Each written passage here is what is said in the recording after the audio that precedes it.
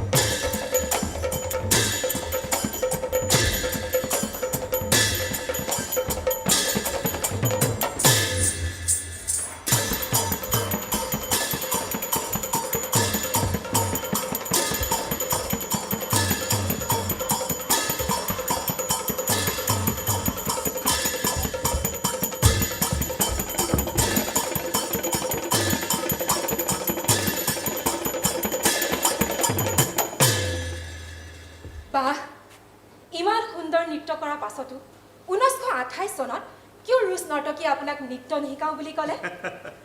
তেওঁহে জানিব কিয়নো নিশিকাওঁ বুলি ক'লে। আপুনি মোক সঁচাই কৈছেনে? নিৰুপমা, তেওঁ আছিল পৃথিৱী বিখ্যাত নৃত্যশিল্পী, বুজিছা? এই বেলে নাচিছিল। এই আমাৰ উদয় শংকৰেও ভাবিছিল তেওঁৰ পৰা নৃত্যটো শিকি লওঁ বুলি। ময়ো নৃত্যটো শিকাৰ কথা ভাবিছিলোঁ, বুজিছা? কি জানিবা পৃথিৱী বিখ্যাত হৈ যাওঁ। আপুনি মোকো কথা লুকুৱাই। নিৰু কথা, তোমাক দেখোন সকলো উদঙাই দিলোৱে, কিবা বাকী আছে নেকি? সাংঘাতিক মানুহ দেই আপুনি। নিৰুপমা, এই পাভলভাই ভাবিছিল যে বিষ্ণু ৰাভাৰ বহুত প্ৰতিভা আছে, গতিকে ভাৰতীয় নৃত্যটো মই নিজেই শিকি ল'ব পাৰিম, বুজিছা? আৰু সেইবাবে মন্দিৰে মন্দিৰে গৈ মূৰ্তিবোৰৰ নৃত্য ভংগীমাবোৰ অংকন কৰি ফুৰিছিল নহয়? তোমাক কোনে ক'লে?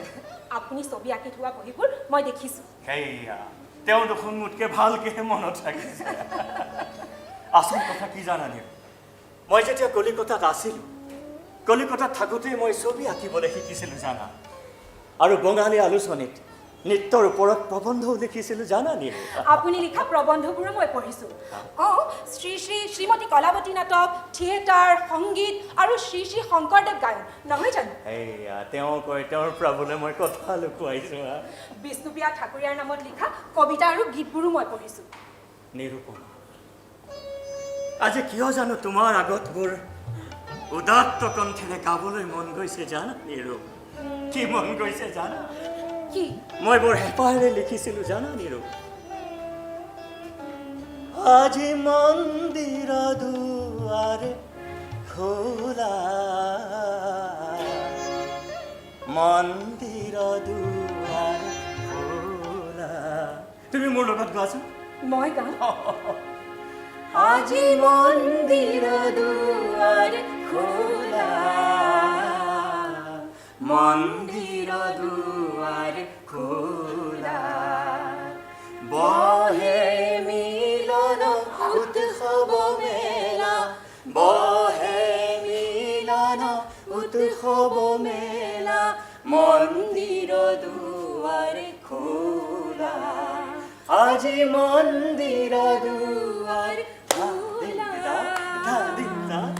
মন্দিৰ দুৱাৰ খোলা অ শুনো মংগল আৰতি গান নাচি উঠে ভকতৰে প্ৰাণ শুনো মংগল আৰতি গান নাচি উঠে ভকতৰে প্ৰাণ ও তোৰ হ'ল যে পূজাৰে বেলা ও তোৰ হ'ল যে পূজাৰে বেলা মন্দিৰ দুৱাৰ খোলা নিৰু মন্দিৰ দুৱাৰ খোলা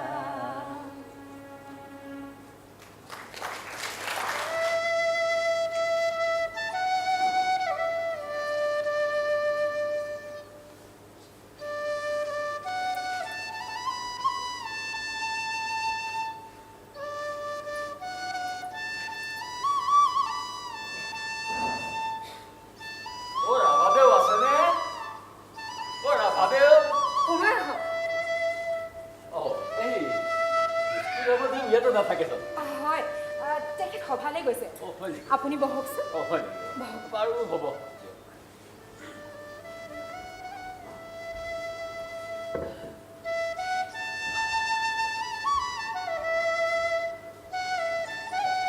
হেৰি নহয় তেখেত আহিব ন বাৰু নাহি কলৈ যাব দিনটো য'তেই ঘূৰি নুফুৰক কিয় চৰাইটো বাহনকে উভতি আহিবই তেখেতনো এইখিনি কেনেকৈ পালে বাছত সেইটোতো গম পাইছোৱেই বাছ বা ৰেলতে আহিব লাগিব কিন্তু আপুনি আচলতে তেওঁৰ আৰু মোৰ সম্পৰ্ক কেনেকৈ হ'ল সেইটো জানিব বিচাৰিছে নহয় মানে কৌতূহল আৰু কৌতূহল ICSE পাছ কৰি তেওঁ BSc ফাইনেল দিব নোৱাৰিলে পুলিচৰ অত্যাচাৰত তাৰ পাছতে কোচবিহাৰ এৰি কলিকতা পালেগৈ তাতেতো সংগীত চৰ্চা কৰিছিল আৰু মই মনুমতী চলচ্চিত্ৰখনৰ নায়িকা আছিলোঁ মই জানো মই মনুমতী ছবিখন চাইছোঁ বিষ্ণুপ্ৰসাদ ৰাভা মনুমতীৰ সংগীত পৰিচালক আছিল তেতিয়াই তেওঁৰ লগত চিনাকি তাৰ পাছত শংকৰদেৱ মাধৱদেৱ পালা দুখন ৰেকৰ্ডাৰৰো মই নায়িকা আছিলোঁ বাৰু এই কলিকতাত থাকোঁতে তেখেতে প্ৰিয়বালা দত্তক বিয়া কৰা নাছিলে জানো কৰাইছিলে কিন্তু বিবাহৰ কেইদিনমান পিছতে তেখেতৰ মৃত্যু হৈছিল বেমাৰত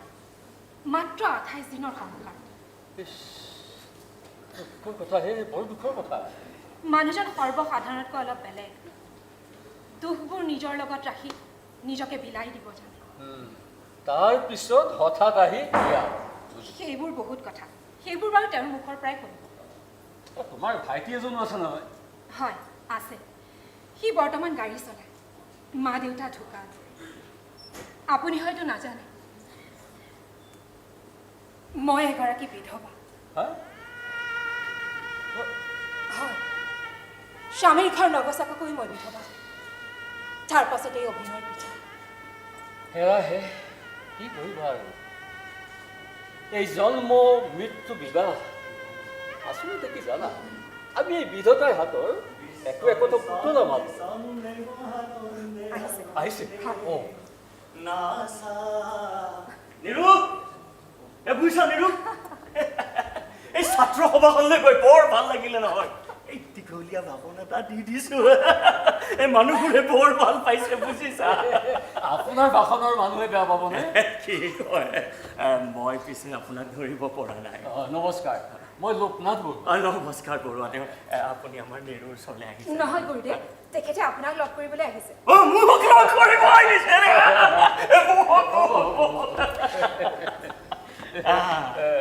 কওক বৰুৱা দেউ কওক মোক আপোনাৰ ওচৰলৈ পঠালে এই উপেন শৰ্মা উপেন মানে সেই ৰেডিকেলিষ্ট পাৰ্টিৰ উপেন শৰ্মা আপুনি ঠিকেই ধৰিছে অফিচে এতিয়া আকৌ সেইটো পাৰ্টি নাই নহয় সেইটো নাই নাই সেইটো পাৰ্টি ভাগিল এতিয়া আমি এটা নতুন পাৰ্টি কৰিছোঁ আকৌ নতুন পাৰ্টি পিছে কি পাৰ্টিনো খুলিলে revolutionary communist party of India revolutionary communist party of India কিন্তু বৰুৱা দেউ এইটোতো এটা গোপন সংগঠন আপুনি হৈছে কলিকতাত থকা মানুহ গতিকে সকলো কথা জানে আৰু কি কয় মই গান গাই নাটক কৰি এই অভিনয় কৰি ভাল পোৱা মানুহ কি কোৱা নোৱাৰি কত ইমানবোৰ কথা কিবা এটা খাব দিলা নাই মাত্ৰ আহিছিলে মোৰ অকণমান খাব মই আপোনালোকৰ কাৰণে চাহ বনাম আপোনালোকে কথা পাতক দেই হ'ব কওক বৰুৱা দেউ ৰাভা দেউ আজি আপোনাক লগ পাই মোৰ জীৱন ধন্য হ'ল আপুনিতো বহুত গুণৰ অধিকাৰী আপুনি একেধাৰে গীতিকাৰ সুৰকাৰ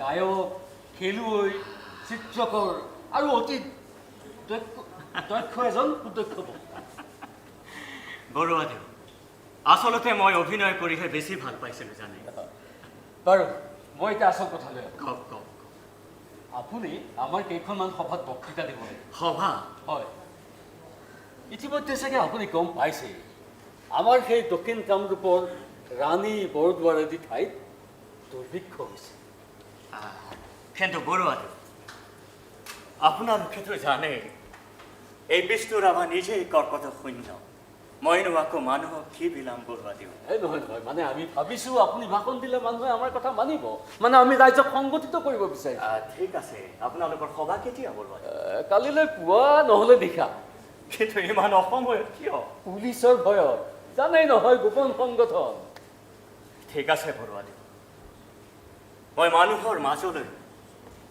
এই দুৰ্ভিক্ষৰ সময়ত মই আপোনালোকৰ সভাত নিশ্চয় বক্তৃতা দিম বৰুৱাদেউ মই নিশ্চয় যাম মই কথা দিছোঁ বৰুৱাদেউ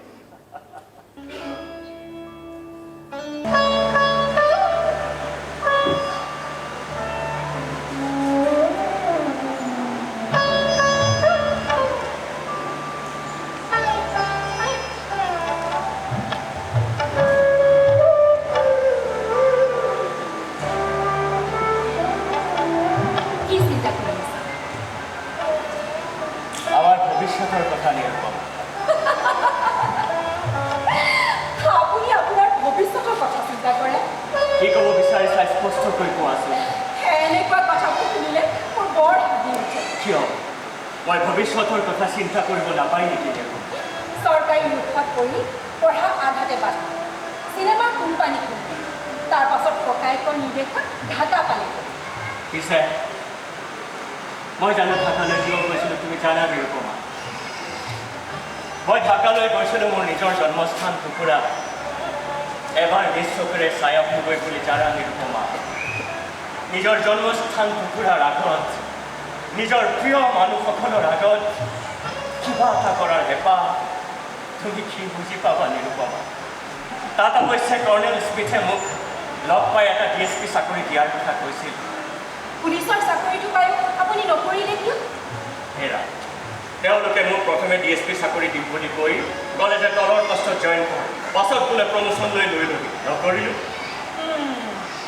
চৰকাৰী চিঠি হাতত লৈ আপুনি শ্বিলঙলৈ নগৈ বাইকৰ ঘৰলৈ গ'ল বৰপেটালৈ কি বেয়া কাম কৰিলোঁ নিৰূপমা কি বেয়া কাম কৰিলোঁ মই বৰপেটালৈ গৈ কিমান যে ভাল ভাল কথা শিকিলোঁ জানানে মই বৰপেটালৈ গৈ বৈঠকীত গীত গালোঁ গুৰুজনাৰ ওপৰত ছবি আঁকিলোঁ বৰগীত শিকিলোঁ কিমান যে ভাল ভাল কথা শিকিলোঁ কি বেয়া কাম কৰিলোঁ কিন্তু আপোনাক জোৰকৈ শ্বিলঙলৈ পঠিয়াইছে চাকৰিটো নকৰিলে কিয় হেৰা সেই সময়ত তেওঁলোকৰ দলত এজন ভাল ফুটবল খেলুৱৈ লাগে সেইকাৰণে বিষ্ণু ৰাভা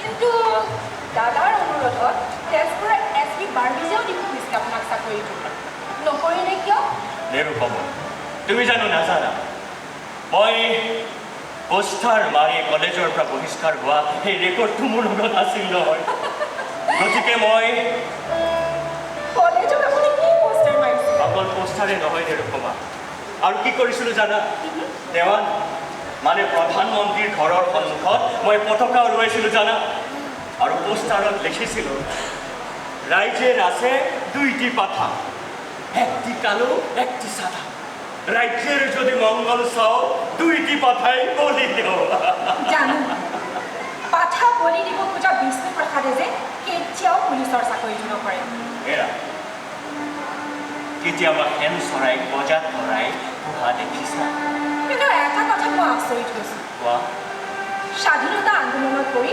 পঢ়া আধাতে সামৰা মেট্ৰিকত পুনৰ পদক পোৱা এই চোকা বুদ্ধিৰ ল'ৰাজন হঠাতে গাঁওপন্থী চিন্তাধাৰাত আকৃষ্ট হৈ গ'ল নিৰূপমা তুমি এনেকুৱা প্ৰশ্ন কৰিব পাৰা নিৰু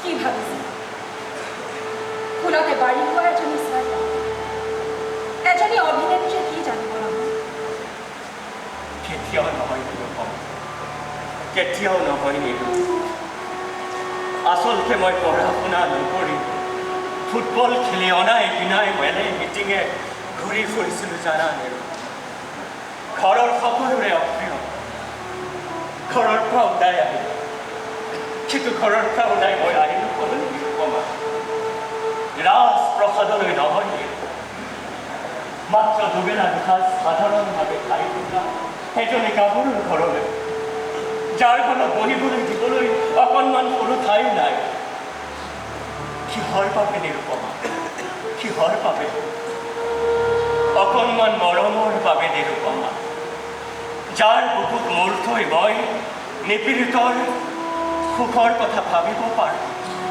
যাৰ চকুত চকু থৈ মই বিশ্বজয়ৰ সপোন দেখিব পাৰোঁ নিৰুপমা কিন্তু মোৰ প্ৰশ্নটোৰ আচল উত্তৰ এইটো নহয় মাৰ্ক্স পঢ়িলোঁ লেনিন পঢ়িলোঁ পঢ়ি বহুত কিবা কিবি ভাবি সিদ্ধান্ত ল'লোঁ চাওঁচোন মোৰ এই জগতখনত বিচাৰণ কৰোঁ কেনে লাগে চাওঁ দেশ স্বাধীন হোৱাবলৈ উদ্দেশ্য নিৰুপমা আমাৰ দেশ স্বাধীন হ'ব ফ্ৰান্স ইংলেণ্ড স্পেইন এইবোৰ একো একোটা ডাঙৰ শক্তি আছে আফ্ৰিকা ইটালী এইবোৰ শক্তি এদিন আঁতৰি গৈছে তুমি চাবা আমাৰ ভাৰতবৰ্ষ এদিন স্বাধীন হ'বই সেই কথা ব্ৰিটিছ চৰকাৰেও জানে আৰু আমাৰ ভাৰতৰ সেই নেতাবোৰো জানে কিন্তু নিৰুপমা আমাৰ দেশ যদি স্বাধীন হয় তেনেহ'লে আমাৰ দেশৰ নেতাবোৰ কোন হ'ব কোৱা সেই সোণৰ চামুচ মুখত লৈ জন্মগ্ৰহণ কৰা সেই পৰিয়ালৰ নহয়নে কেৱল এজনে মাত্ৰ শোষিত নিষ্পেষিত হৈ থকাৰ ভাও জুৰিলে কেতিয়াও নিষ্পেষণ হ'ব নোৱাৰে নিৰুপমা কেতিয়াও শোষিত হ'ব নোৱাৰে জানা তাৰমানে স্বাধীনতা আমাৰ বাবে কেৱল এক পৰিচিকা মনোভূমিক শপত মানে আকৌ চব বজাব লাগিব নাজানো ইফালে মই অহিংস নীতিত বিশ্বাসী নহয় যদি প্ৰয়োজন হয় তাকো কৰিব লাগিব নিৰুপমা কিন্তু এই ভুৱা আন্দোলনৰ বাবে নহয় কিন্তু হঠাতে বিষ্ণুপ্ৰসাদক বিচাৰি আহিলোঁ মাইকী মানুহৰ কথা এই উৰণি গছৰ নতুন ছোৱালীকে একেবাৰে শান্তি নালাগে নহয় ছোৱালী মানুহ গতিকে কৌতুকলটো অলপ বেছি হ'বই নিৰুপমা মই ভাবিছোঁ মই যেতিয়া কলিকতাত আছিল তেতিয়া RCPIৰ প্ৰতিষ্ঠাপক সম্পাদক হোমেন্দ্ৰনাথ ঠাকুৰৰ লগত মোৰ বেছ ঘনিষ্ঠতা আছিল লগতে তেওঁ পৰিবাৰে মোৰ লগত মণিপুৰত নৃত্য শিকিছিল মই ভাবিছোঁ তেওঁহে মোৰ কথা ক'লে নেকি এটা কথা অসমবাসীয়ে আপোনাক এজন ভাল শিল্পী আৰু বক্তা হিচাপে জানে গতিকে আপোনাক ব্যৱহাৰ কৰিব মই কিন্তু তেনেকুৱা এটা সুযোগলৈ বাট চাই আছিলোঁ জানা নিৰুপমা মই সাধাৰণ কৰ্মী হিচাপে নহয় মই নেতা হিচাপে সোমাব বিচাৰোঁ নেতা হিচাপে কিহৰ ইমান দুখৰ সুমনীয়া আপুনি মোক এৰি যাব আমাৰ সংগঠনটো এতিয়াও এক নিষিদ্ধ সংগঠন গতিকে সংগঠনটো শক্তিশালী কৰিবৰ বাবে মই গাঁৱে ভূঞে সংগঠন শক্তি কৰিবলৈ যাব লাগিব নিৰুপমা জানো আহত খেল চৰাইটো সুস্থ কৰি তোলাৰ পাছত ক'ত পাহৰি থাকিব তুমি কেতিয়াবা সাপ আৰু নেউলৰ যুঁজখন দেখিছানে সাপ আৰু নেউলৰ যুঁজ তুমি মন কৰিবাচোন সেই নেউলটোৱে সাপডালৰ লগত যুঁজ কৰি থাকোঁতে মাজে মাজে গৈ এজোপা বিশেষ গছৰ গাত তাৰ গাটো সহায় থৈ আহে সেই নেউলটোৱে সেই গছজোপাৰ পৰা আকৌ শক্তিৰ সঞ্চয় কৰে আকৌ সেই সাপডালৰ লগত সেই যুঁজিবলৈ যাবলৈ মই যেতিয়া জীৱন যুঁজত অক্ষিপ্ত হৈ যাম ভাগৰুৱা হৈ যাম মই তেতিয়া পুনৰ তোমাৰ কাষলৈ আহিম নিৰুপমা তুমি তোমাৰ সুধাপান কৰাই মোক পুনৰ শক্তিশালী কৰি তুলিবা নিৰুপমা কাৰণ মই যোদ্ধা মই জানো যোদ্ধাই কেতিয়াও নাৰীৰ আচলত মুখ লুকুৱাব নোৱাৰে কিন্তু নাৰীৰ বুকুৰ ৰুমত নাৰীৰ স্নেহত নিজকে শক্তিশালী কৰিব পাৰে নিৰুপমা তুমিয়েই মোৰ সেই নাৰী নিৰুপমা তুমিয়েই মোৰ সেই শক্তিৰ উৎস নিৰুপমা তুমিয়েই মোৰ সেই নাৰী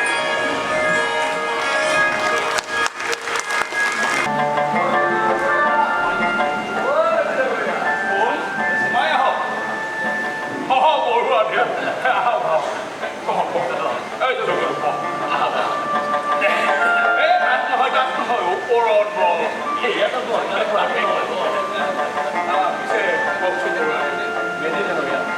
মই আজি নিশাই যাম বুলি ভাবিছোঁ আপুনিতো জানেই মই সেইটো কিন্তু আপোনাৰ অঞ্চলটো এৰিব নোৱাৰোঁ আপুনি নিশাই যাবগৈ বাৰু এতিয়া ৰাভাক আমাৰ এই অঞ্চলৰ সংগঠনৰ কামত এই আমাৰ সেইফালে কিন্তু তেখেতে সাংঘাতিক ধৰণে কাম কৰিছে ই যি কথা কৈছে মানুহগিলাখানে বৰ ভাল পাইছে দে নাচ গান চব কৰিছে নহয় বৰ ভাল পাইছে শিল্পী মানুহ তাতে তেওঁ মানুহৰ চিনাকি আৰু অতি তত্ত্বগধুৰ কথাবোৰ মানুহক সাৱলীল ভাৱে বুজাই দিছে ইফালে গীত গাই মানুহক মুগ্ধ কৰিছে চিন্তা নকৰিব লাগে ডাঙৰীয়া আপোনালোকৰ এই অঞ্চলৰ মানুহে তেখেতক আদৰিব মাত্ৰ দলৰ নিৰ্দেশ তেখেতক বন্দুক বাৰুদৰ কামবোৰ ভালদৰে শিকাব লাগে এটা কাম কৰক তেখেতক আমাৰ কেম্পত ৰখাৰ ব্যৱস্থা কৰক অৱশ্যে দলৰ নীতি নিয়মবোৰ তেখেতক বুজাই দিব লাগিব কিন্তু এটা কথা তেখেত যথেষ্ট অধ্যয়ন কৰা মানুহ বহুত কথা জানে এই জগত থাকিব নহয় জগত থাকিব থাকিব জগতক মই ইয়াতে থৈ যাম সি নাথাৰ সংগী হ'ব পাৰে কিন্তু এটা কথা নহয় এওঁলোক এই অঞ্চলটোত একেবাৰে অচিনাকি গতিকে ইয়াৰে কোনোবা এজন চিনাকি মানুহক দিব লাগিব আপুনি উচিত কথাই কৈছে কোনোবা এজনক ৰ'বচোন আপোনাৰ ছোৱালী কনকলতাকে দেখোন তেখেতৰ লগত দিব পাৰে তাই হৈছে আমাৰ দলৰ পুৰণি দল এই অঞ্চলৰ সকলো মানুহে চিনি পায় আৰু এই অঞ্চলৰ সকলো সাংগঠনিক কাম কাজ তাই চোৱা চিতা কৰি আছে আৰু আমাৰ সেই প্ৰতিজন বিদ্যালয়ত তাই আজা আছে ঠিকেই ৰাভাক এই অঞ্চলত সংগঠনৰ কামত লগাবলৈ মনতাতকৈ আৰু উপযুক্ত ব্যক্তি নাই আৰু লগত আমাৰ এই জগৰটো থাকিবই ঠিক আছে তেনেহ'লে সদ্যহতে ৰাভাক আমাৰ ঘৰতে থকাৰ ব্যৱস্থা কৰা হওক পিছে পৰেও কোনোবাই মিটিং এইবোৰো যাব হ'ব দে চিন্তা নকৰিবি দে মই লগত থাকিম এই জগৰৰ লগত থাকিলে চব ঠিক হৈ থাকিব নে কি কওঁ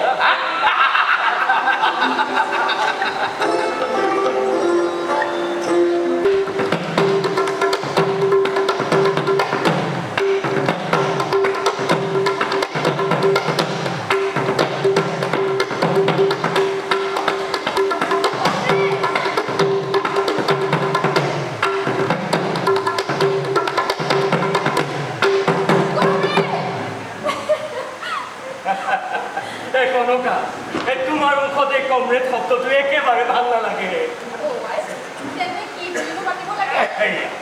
কি বুলি মাতিব লাগিব মই আকৌ শিকাই দিব লাগিব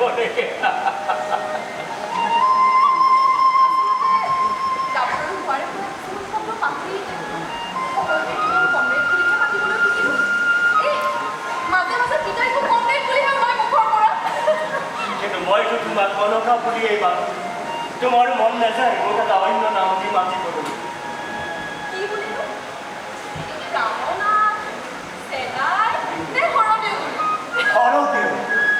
তোৰ গানৰ কলি নাচা তুম হৰদেউ নাচা কনকা মই কিবা নতুন আছ দেখি হা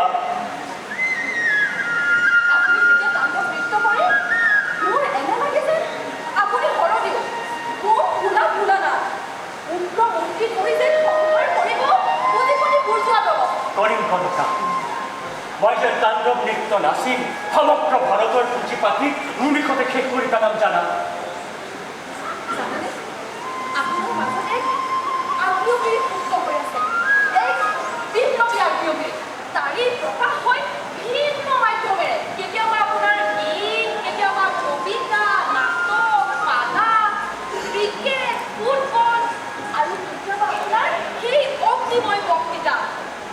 কনকা তুমি যদি মোক ইমানেই বুজি পোৱা তেনেহ'লে মোৰ মনটোক নুবুজা কিয় কৰো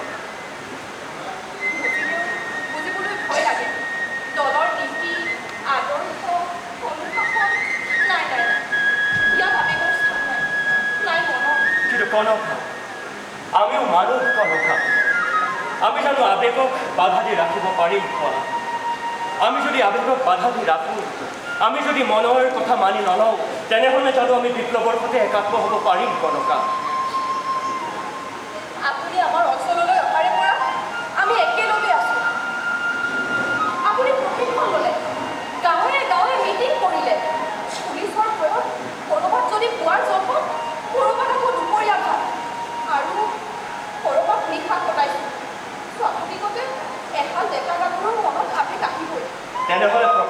বাধা কিয় কনকা? সমাজ, দল, মানুহ, সাধাৰণ মানুহৰ মনত আপুনি এজন দেৱতা। দেৱতা কনকা, দেৱতা।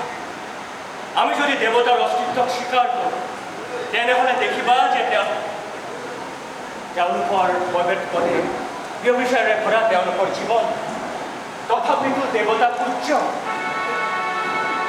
আমি মানুহ বাবে আমাৰ ক্ষমতা, ভয় এইবোৰ বেছি, কিন্তু আপুনি এজন নায়ক, আপোনাৰ একোৱেই অভাৱ নাই, হাত মেলিলে এইবোৰ। তথাপিও মই ৰিক্ত হাতেৰে ৰৈ আছো কনকা।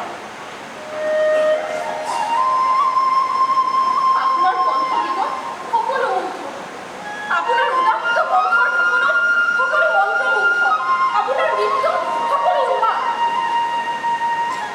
দ্ৰৌপদীয়ে কৰ্ণক আশংকা কৰাৰ দৰে আপুনি সকলো নাৰীৰ বাবে এজন আকাংক্ষিত পুৰুষ। কনকা, তেনেহ'লে প্ৰকাশত বাধা কিয়? সময় সময় মই পাহৰিয়ে গৈছিল। কালিৰ পৰা এজন বিশেষ ব্যক্তি আপোনাক লগ পাবলৈ সময় অপেক্ষাত আছে। বিশেষ ব্যক্তি কোন কনকা? এই মিহিৰ ছেট, মিহিৰ? ৰ'বাচোন, নামটো বৰকৈ শুনা শুনা লাগিছে। কোচবিহাৰ কলেজত আপোনাৰ সহপাঠী আছিল। সেই মিহিৰ ক'ত আছে সি? আপোনাৰ ওপৰত পুলিচৰ ফেন চকু। প্ৰত্যেক দিনাই নিশা সলনি কৰিছোঁ বাসস্থান। তেওঁ পুলিচৰ স্বৰূপ হ'ব পাৰে, সেইটো কাৰণে আপোনাক লগ কৰিবলৈ দিয়া হোৱা নাছিল। আপুনি ৰ'ব, মই এতিয়াই মাতি দিছোঁ। যোৱাচোন যোৱা। মিহিৰ বাবু, মিহিৰ বাবু, সোমাই আহক মিহিৰ বাবু। বিষ্ণু!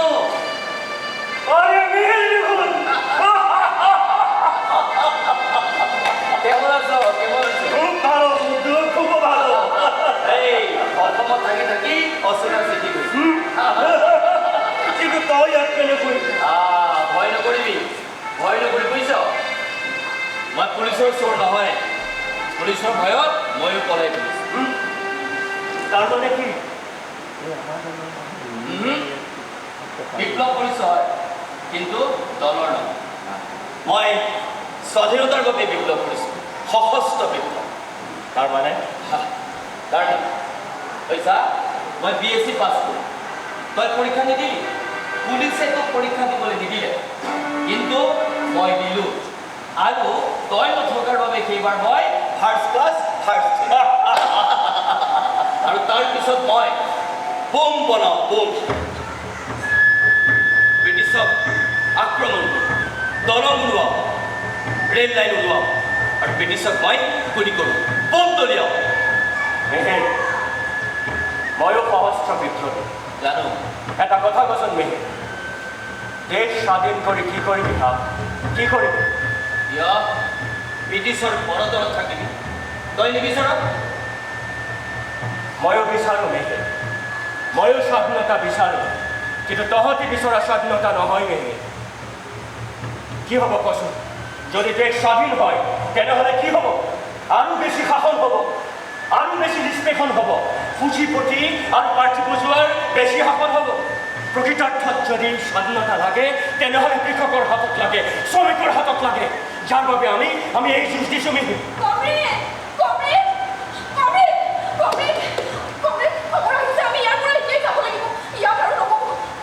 শুন মিহিৰ, আমি আৰু কেতিয়া লগ পাব পাৰোঁ নাজানো, কিন্তু তোক তাৰ আগত দুটামান কথা কওঁ।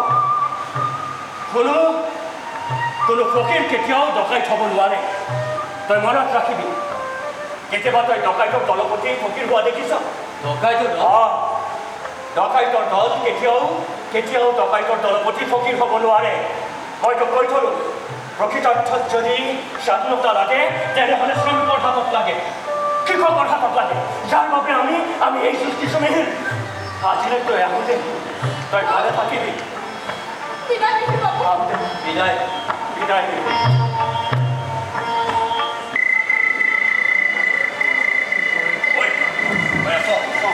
বাবু আহি আছে, তই বেছি নাখাবি, গণ্ডগোল কৰিব নোৱাৰিবি। গণ্ডগোল বেলেগ কৰিম। বাবু আহি আছে।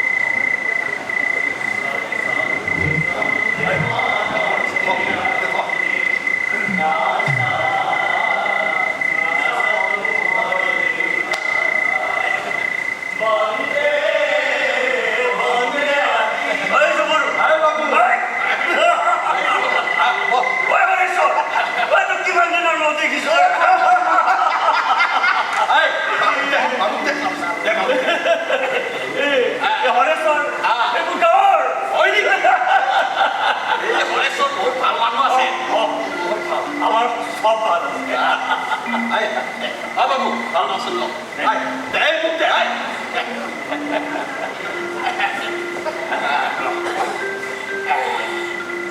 বাবু আচল ল আৰু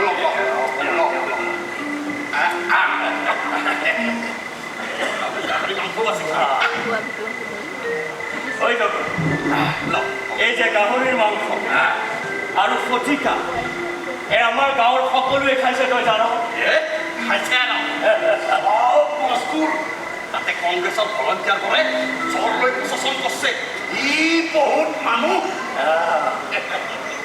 ঐ হৰেশ্বৰ যুগৰু আমাৰ দেশ স্বাধীন হল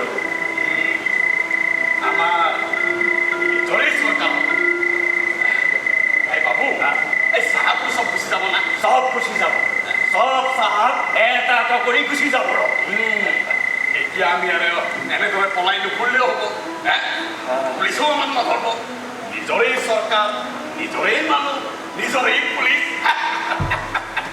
ইমানবোৰ ক'ব নোৱাৰো চকু কিয় ইহঁতেও সেই চাহাববোৰৰ দৰে আমাক অত্যাচাৰ কৰিব একো ধৰিব পৰা নাই চকুৰু আচল কথা কি জান এই আমি যিবোৰ কথা তহঁতক কওঁ সেইবোৰ কথা আমাক আমাৰ ওপৰলাবোৰে কৈ জানো আৰু সেইবোৰহে আমি আহি তহঁতক কওঁ চকুৰু বাকী মই একো গম পোৱা নাই বাবু এই আমাৰ যে এই হাথিয়াৰ বল এইবোৰ কি চব দি দিব লাগিব নেকি কৰিব পৰা নাই চকুৰু আচলতে মই এই সমাজ ব্যৱস্থাটো সলনি হোৱাটো বিচাৰিছিলোঁ জানো মই বিচাৰিছিলোঁ মোৰ প্ৰত্যেকজন মানুহে ভালকৈ পিন্ধিবলৈ পাওক উন্নত চিকিৎসা পাওক পঢ়িবলৈ কিতাপ পাওক অন্ততঃ দুবেলা দুমুঠি মানুহৰ দৰে খাই জীয়াই থাকিবলৈ পাওক চকুৰু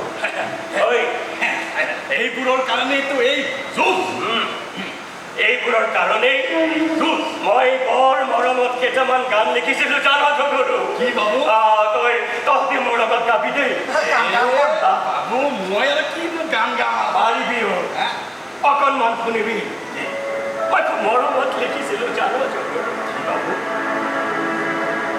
মই কি লিখিছিলোঁ জানো বাবু মই লিখিছিলোঁ চকুৰু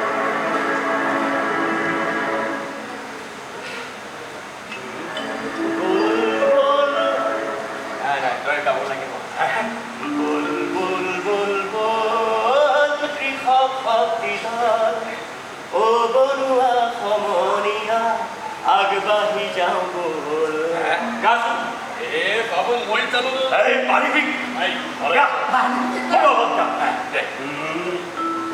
বল বল বল কৃষক শক্তি দল বল বল বল বল কৃষক শক্তি দল অ বনুৱা সমনীয়া আগবাঢ়ি যাওঁ বল বাবু মই সৰু মানুহ হ'লেও তোক এটা কথা কওঁ দেই বেয়া চেয়া নাপাবি আৰু এই জগৰু সৰু ডাঙৰ বুলি কোনো কথা নাই জগৰু সৰু ডাঙৰ বুলি কোনো কথা নাই মই যেনিবা দুখনমান কিতাপ বেছিকৈ পঢ়িছোঁ কিন্তু তহঁতৰ জীৱনৰ পাঠশালাত যিমানবোৰ কথা পঢ়িছ নহয় সিমানবোৰ মই নাই পঢ়া নহয় সেইফালৰ পৰা মইহে সৰু চাওঁ এই বাবু তই অহা কেইবছৰনো হৈছে ইমান কম সময়ৰ ভিতৰত তই ইমান কথা জানিছ শিকিছও যে পাৰ্টীৰ কথা আচল কথা কি জানো জগৰু সেইটোক ক'ব পাৰি দিয়াচোন বেলেগক নকওঁ মই আচলতে বহুত কিতাপ পঢ়িছোঁ জানো পঢ়াৰ বাবে কেইটামান কথা বেছিকৈ বুজি পাওঁ আৰু এই বাবু এই তোৰ কাৰণে নহয় এই ছোৱালী মাইকী মানুহবোৰ কিবা পাগল হৈ থাকে চব মানুহ পাগল হৈ থাকে এটা কথা কি জানো মানুহৰ মনৰ ভিতৰত এটা বস্তু থাকে জানো কি কওঁ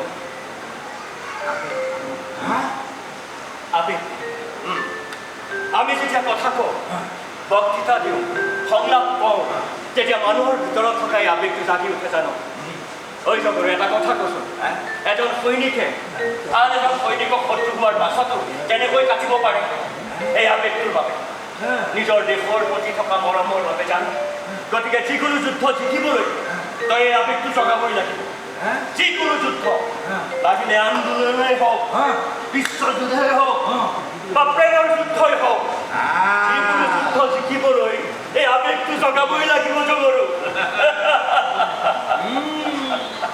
তই কিন্তু সব যুদ্ধৰে ভাল যোদ্ধা দেই হয় তই বাদ্ৰুকি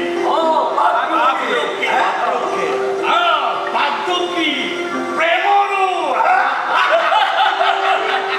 ঐ জগৰু ঐ তোৰ বাহুতে আছে লুকাই ঐ অগ্নি শক্তিডাল ৰঙিনা বাজে মোলৈ আগবাঢ়ি যাব আগবাঢ়ি যাব আগবাঢ়ি যাব ও বৰুৱা সমনীয়া আগবাঢ়ি যাব কিহৰ হৈ আছে অবৈধানী দেৱতাৰ সদৰু চৌপাশে ধনী জমিদাৰ কোহে কলি যাৰ ৰঙাতে প্ৰজাৰ দুখীয়া ধ্বংস কৰ ধনী অহংকাৰ দয়া কৰ ধ্বংস কৰ ধনী অহংকাৰ দয়া দয়া নকৰি ক্ষমাৰ দিন যে গ'ল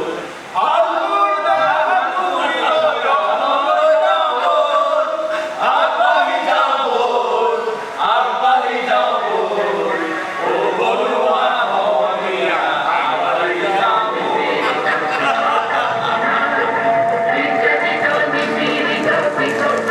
দেশ স্বাধীন হলে আমাৰ শাসন হ'ব আমি ন্যায় পাম কিন্তু তাৰ ওলোটাটোহে হ'ল ব্ৰিটিছ চৰকাৰে আমাক নিষিদ্ধ কৰা নাছিল গ্ৰেপ্তাৰ কৰিছিল জেল দিছিল আনকি গুলীয়াই মাৰিবলৈও কুণ্ঠাবোধ কৰা নাছিল কিন্তু নিষিদ্ধ কৰা নাছিল ঠিকেই কৈছে আচলতে তেওঁলোকে প্ৰকৃতাৰ্থত বিপ্লৱ কৰা নাছিল আমি বিপ্লৱ কৰিছিলোঁ তেওঁলোকে আন্দোলন কৰিছিল তেওঁলোকে প্ৰত্যেক মুহূৰ্তত ভয় খাই আছিল যদি আমি কৃতকাৰ্য হৈ যাওঁ তেনেহ'লে তেওঁলোকৰ আধিপত্য ঠিক হৈ যাব গতিকে পুলিচ প্ৰশাসন লগাই তেওঁলোকে আমাক শেষ কৰিব বিচাৰিছিল কিন্তু আমাক ইমান সোনকালে শেষ কৰাটো সম্ভৱ নহয় মই তাকেহে আশা কৰোঁ কষ্ট হ'ব নিৰ্যাতন বাঢ়িব কিন্তু আমি শেষ হৈ নাযাওঁ মই সেইটো বিশ্বাস কৰোঁ কৃষ্ণ মই তোমাক এটা অন্য কথাহে ক'বলৈ বিচাৰিছোঁ কওক বহাচোন বহা বহা দলৰ কিবা নিৰ্দেশ আছে দলৰ নিৰ্দেশ নহয় এয়া মোৰ একান্ত ব্যক্তিগত কওক তুমি কনকলতাক বিয়া কৰা দৰকাৰ কিন্তু আপুনি দেখোন সকলো কথা জানে জানো বাবুতো কৈছোঁ দলৰ যিকোনো এজন নেতা হিচাপে মোৰ এয়া আদেশ নহয় এজন পিতৃ হিচাপেহে কিন্তু আপুনিতো জানে মই এটা সাধাৰণ দলৰ এজন সাধাৰণ কৰ্মী আয়ো গৰাকী কৰ্মী দিনৰ পিছত দিন ৰাতিৰ পিছত ৰাতি তুমিও একেলগে সংগঠনৰ কাম কৰিছা অন্তৰংগতা বাঢ়িছে পিতৃ হিচাপে মই তাইক বিয়াৰ কথা চিন্তা কৰিব লাগিব চোৱা দলৰ যিকোনো এজনক বিয়া দিলে বিয়া হ'ব ঠিক কিন্তু সাধাৰণ মানুহলৈ দিলে তাইৰ আদৰ্শ চিন্তা সকলো লোক পাব তাই এজনী সাধাৰণ গৃহিণীত পৰিণত হ'ব কিন্তু চোৱা তুমিও সংসাৰ কৰিব লাগিব আৰু তাইও গতিকে একেলগে থাকিলে দলৰো একো ক্ষতি নহয় আৰু আদৰ্শও থাকিব কিন্তু কনকাৰ ইচ্ছা তোমাৰ ইচ্ছাটোহে গুৰুত্বপূৰ্ণ ঠিক আছে দিয়ক আপোনাৰ প্ৰস্তাৱক অসন্মতি জনোৱাৰ মোৰ একেবাৰে ধৃষ্টতা নাই কিন্তু মোক কেইদিনমানৰ সময় দিয়ক কেইদিনমানৰ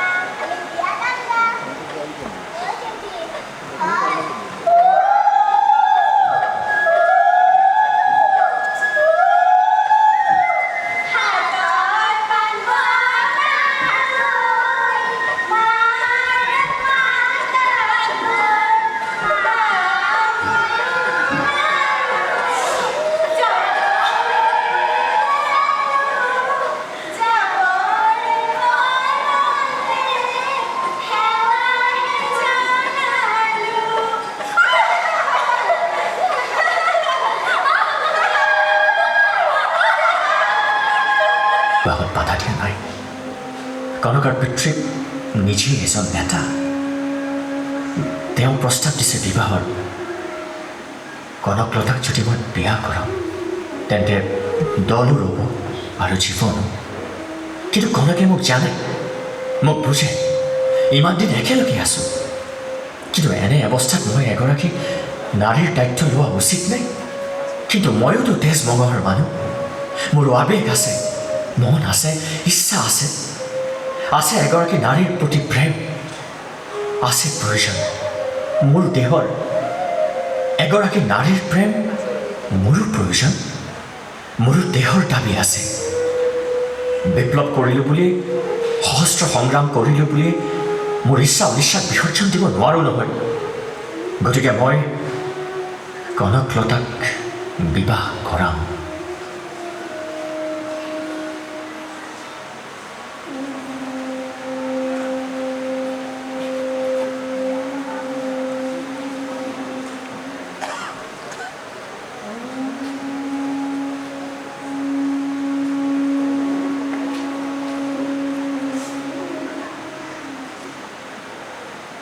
দেশ স্বাধীন হোৱাৰ পাছত, নিষিদ্ধ ঘোষণা কৰাৰ পাছত যি দেখিছোঁ বিপ্লৱীৰ হাতৰ জিৰাবলৈ আহিব। মইতো জিৰণীয়া মৌ নহয় নিৰুপমা, মই ফুলে ফুলে ৰেণুৰ স্বাদ লৈ ফুৰা এই উৰণীয়া মৌহে। কিন্তু বৰষা ফুলৰ সুবাস প্ৰেম এনে সঞ্জীৱনী য'ত বৰষা ফুলতো মৌৰ ৰেণুৰে ভৰি পৰে নিৰুপমা। কবি, গীতিকাৰ, তাৰ্কিক আমিনো ক'ত বলে পাৰিম। গতিকে আত্মসমৰ্পণ সম্পূৰ্ণনে। আহা দুষ্টামিবোৰ নগ'ল আৰু। তুমিতো জানাই প্ৰিয়া, এই বিষ্ণু ৰাভা কিমান ৰোমান্টিক।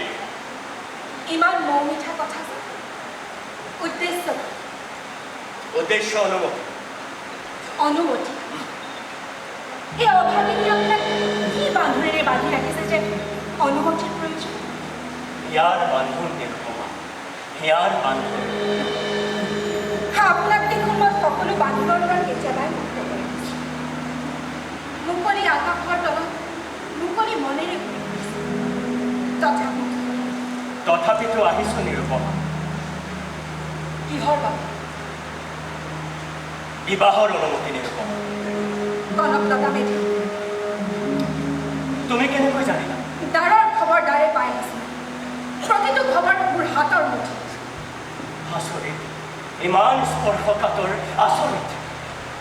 পুৰুষ সদায় পুৰুষ, কেৱল শৰীৰৰ সোৱাদ লগতে নহয়, হৃদয়ৰ ঝংকাৰ শুনাৰ পাছত ই হৈ পৰে বধিৰ। তথাপিতো আহিছোঁ নিৰুপমা।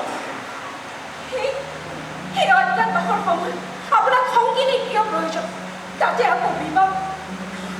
কেতিয়াবা পৰিস্থিতিত পৰি কিছুমান সিদ্ধান্ত ল'বলগীয়া হয় আৰু নিৰুপমা। এতিয়া কথাবোৰ অলপমান সহজভাৱে লোৱাচোন। মই যদি কওঁ এয়া অসম্ভৱ, মই যদি কওঁ এয়া হ'ব নোৱাৰে, মোক চেৰাই আপুনি কাৰো শিৰত সেন্দুৰ দিব নোৱাৰে। তুমি কেতিয়াও বাধা নিদিয়া নিৰুপমা, মই জানো। কাৰণ তুমি একাধিকবাৰ সুযোগ পোৱাৰ পাছতো কেতিয়াও বিষ্ণু ৰাভাৰ পত্নী হ'বলৈ এবাৰো চেষ্টা কৰা নাই নিৰুপমা। কাৰণ মই যে দেৱদাসী। নিৰু, দেৱতাৰ মনোৰঞ্জনৰ কাৰণে নৃত্য কৰোঁ মই। নিৰুপমা, নৃত্য কৰি কৰি সজিয়াৰ বেগতে ডাঙৰি হৈ গ'লেও দেৱদাসী সদায় দেৱদাসী। ভৰিৰ নুপুৰৰ শব্দৰে মন্দিৰৰ ইটাত বহি পৰিলেও দেৱদাসী সদায় দেৱদাসী। মই দেৱদাসী।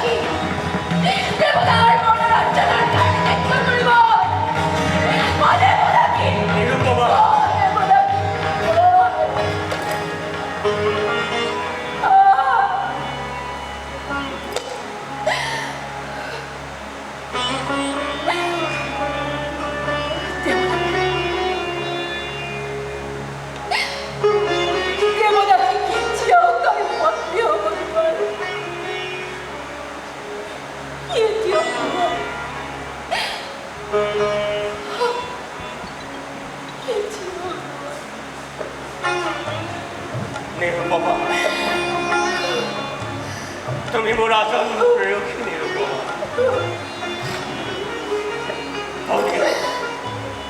তুমি মোৰ আসন্ন প্ৰেয়সিনী, তুমি মোৰ আসন্ন প্ৰেয়সিনী। এই বিষ্ণুৰ আত্মা যেতিয়া হতাশত ভাগি পৰে, যেতিয়া অতৃপ্ত হৈ পৰে, তেতিয়া তোমাৰ প্ৰেৰণা বিষ্ণুৰ আত্মাত লাগিব।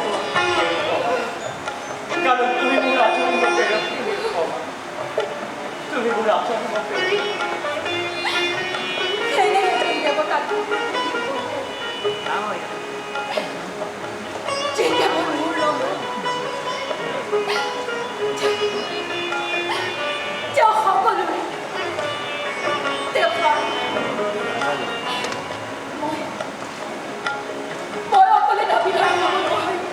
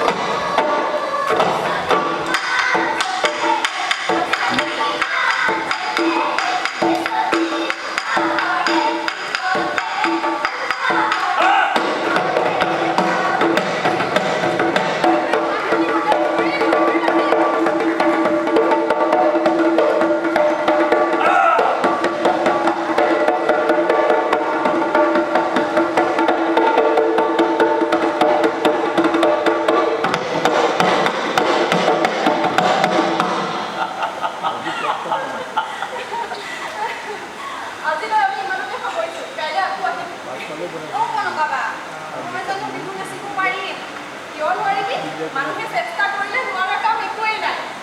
ঐ জ্যোতি, তই যিমানে চেষ্টা নকৰ কিয়, তই বিহু নাচিব কেতিয়াও নোৱাৰা, কেতিয়াও নোৱাৰা, কেতিয়াও নোৱাৰা।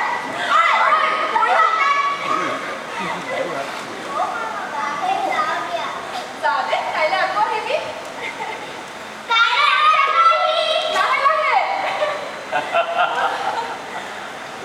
ইয়াৰ পিছৰ পৰা আমাৰ সংসাৰ ভালেই চলিছে। ঠিকেইতো, কৰবাত এৰাতি, কৰবাত দুৰাতি, কঁকালত পিষ্টল, ঠিকেই, এইটো জীৱন। কিয় বেয়া লাগিছে নেকি? বেয়া কিয় লাগিব কনো? আমি দুয়ো বাছি লৈছো এই জীৱন, তুমিও ময়ো, বেয়া কিয় লাগিব? কেতিয়াবা বাৰু এইবোৰৰ অৱসান হ'বনে পৰিৱৰ্তন? কিয় নহ'ব কনকা? কিহৰ বাবে আমি ইমান যুঁজ দিছোঁ কোৱা? তুমি চাবা, এদিন নহয় এদিন এই পৰিস্থিতিৰ সলনি হ'বই হ'ব, নিশ্চয় হ'ব। পুলিচ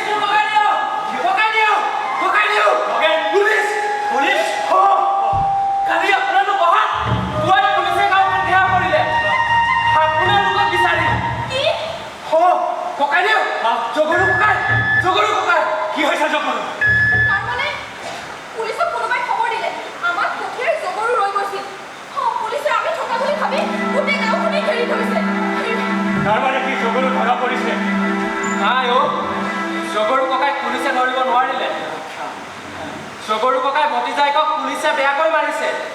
জগৰু ককাই কথা সুধো, সি পুলিচৰ মাৰত হাগি গৈছে আৰু লুকাই থকাৰ পৰা জগৰু ককাই জীপ লৈছে।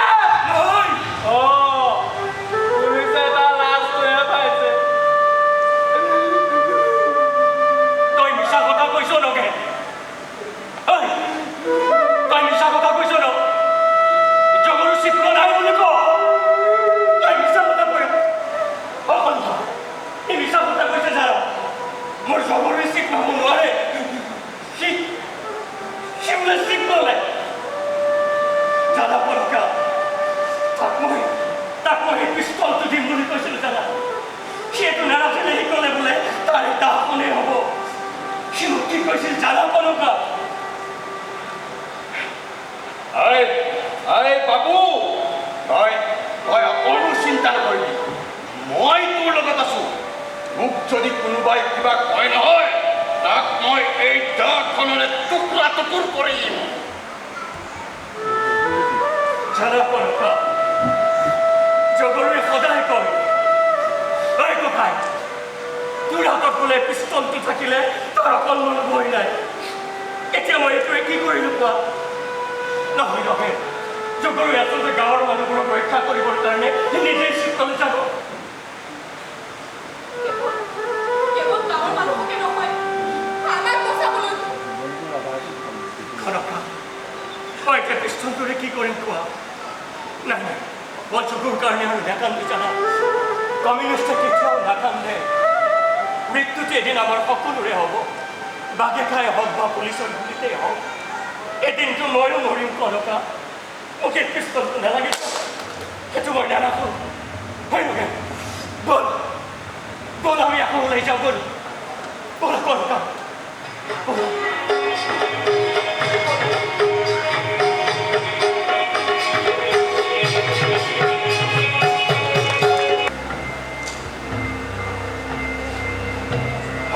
দেখিছোঁ হতাশাজনক ছবি সংগঠনৰ কাম কেনেদৰে চলাওঁ তাৰেই পোৱালি পোৱা নাই ইফালে আমাৰ দলৰ কৰ্মীবোৰ পুলিচৰ হাতত ইজনৰ পিছত সিজনকৈ ধৰা পৰিছিল জগৰুৰ মৃত্যু আমাৰ বাবে চলাওঁ আৰু জগৰুৰ জীৱনতে ধৰিব পৰা হ'লে কিন্তু আমাৰ দলৰ এক কথাই উপল হৈ নাথাকিলে মেদিনা ভূঞা আৰু জগৰু বহুত জগৰুৱে নিজে মৰি আমাক বচাই গ'ল মেদিনা ভূঞা জগৰুৰ মুখেৰে কথা উলিওৱাটো ইমান সহজো নহয় কিন্তু জগৰুৰ দৰে বহুতৰ ত্যাগ আছে মেদিনা ভূঞা আমাৰ এই বিপ্লৱত সংগঠনৰ মাজৰ বহুত নেতাৰ মতবিভেদেই সংগঠনক বহুলাংশে অনিষ্ট কৰিছে আপুনি ঠিকেই কৈছে ইফালে সৌমেন্দ্ৰ ঠাকুৰ আৰু পাণ্ডৱৰ মাজত মতবিৰোধ ঘটিছে বিভিন্ন কথাত মতৰ অমিল হৈ দুটা দিশে গতি কৰিছে এনেকৈ হ'লেতো আমাৰ দলত বিভাজন ঘটিব মেদিনা ভূঞা তাকেই ভাবিছোঁ দেশ স্বাধীন হ'ল কিন্তু সৰ্বসাধাৰণ মানুহৰ অৱস্থাৰ একো পৰিৱৰ্তন নহয় মই কি ভাবিছোঁ জানিছে আমি যি ভাবিছোঁ যি কৰিছোঁ এইদৰে আগবাঢ়ি যাওঁ আমি আমাৰ কাম কৰি যাওঁ দেখিব এদিন সময়ৰ বতাহ আমাৰ অনুকূলে গৈছে নাজানো মোৰ কেৱল চিন্তা হয় বিষ্ণু আৰু কনকালৈ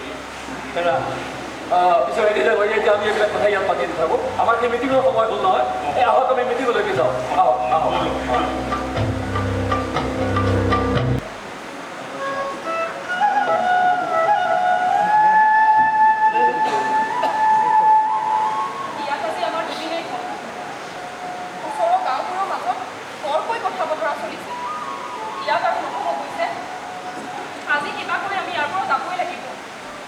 আৰু দুদিনমান থাকিব পৰা হ'লে ভাল আছিল কনকা মোৰ গাটো একেবাৰে দুৰ্বল জানা আৰু দুদিনমান কিবাকে ইয়াতে থাকিব লাগিব আমাৰ মাৰ ঘৰলৈকে যাওঁতে বলক তাতে দুদিনমান আপুনি জিৰাই বুজাই ল'ব পাৰিব তাকে কৰিব না মাৰ ঘৰলৈকে যাওঁ বলা তাতে আমি দুদিনমান ভালকৈ থাকিব পাৰিম